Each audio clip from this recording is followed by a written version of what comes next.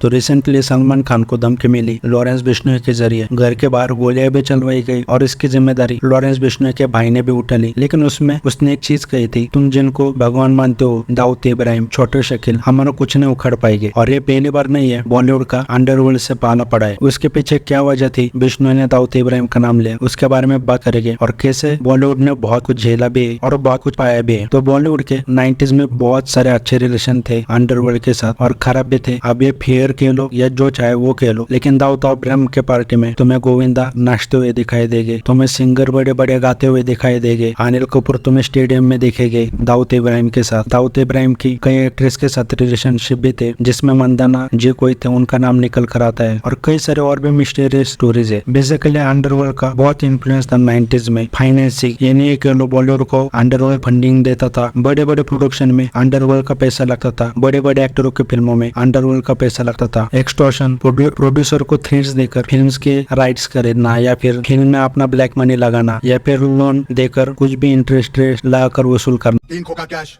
अपनी नई फिल्म का ओवरसीज राइट्स।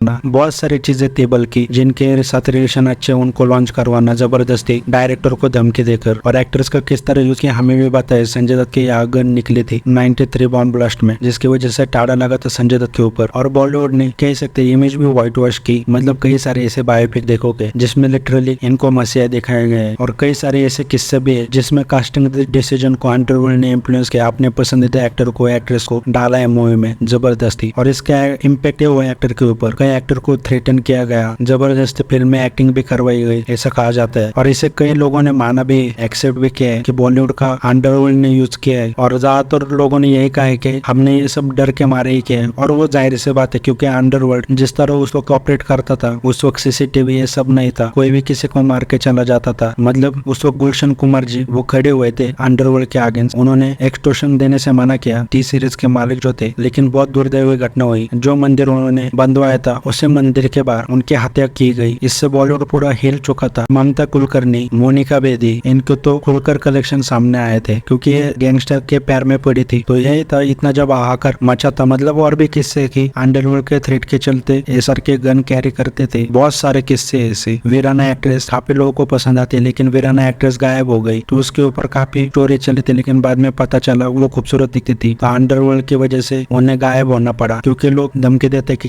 तुम्हें उठा लेंगे ये सब। तो ऐसे बहुत सारी स्टोरीज थी। और इसी के लिए मुझे 90s के कुछ एक्टर्स के लिए रिस्पेक्ट भी है, क्योंकि उन्होंने ये सब झेला और टिके रहे। मैं आज वो भी नहीं सकते नए जेनजी जो एक्टर्स आए ये नेपोटिज्म के चक्कर में ये सब प्रेशर ट्रॉमा झेल भी पाए। 90s के एक्टर्स ने वो झेला, सफर भी किया। इसके लिए मुझे लगता है वो कहीं ना कहीं बहुत मैच्योर है इस जनरेशन के एक्टर के वजह। तो यही था कि 90s में सलमान खान से लेकर हर 90s का जो एक्टर है, शाहरुख खान, इन सब ने अंडरवर्ल्ड को फेस किया है। तो सलमान खान के लिए नई बात नहीं है, माना कि अब गोली ये सब चल गई है। और जिन्होंने ये काम किया उन्होंने पहले एक सिंगर की भी हत्या करवाई है, सिद्धू मूसेवाला। तो क्या लगता है वो 90s का फिर से अंडरवर्ल्ड वाला दौर फिर से वापस आया है? कमेंट करके बताओ।